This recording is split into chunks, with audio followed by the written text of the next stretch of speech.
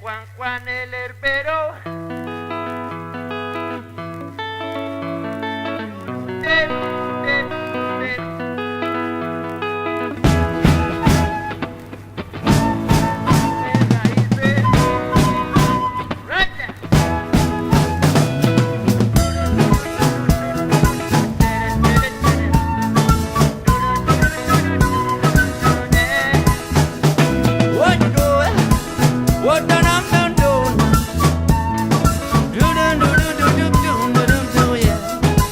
En mi pueblo se dice que Juan el herbero come raíces y se vuelve pa' Camagüey. Dicen que está loco, que habla con la hierba, que habla con el río, que habla con la piedra.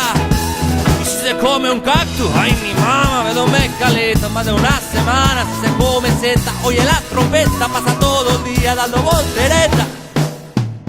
Juan Chamán, tele de a chamán, quinta grada, chamar chamán. Juan Chamán, tele de a chamán, quinta grada, chamar chamán.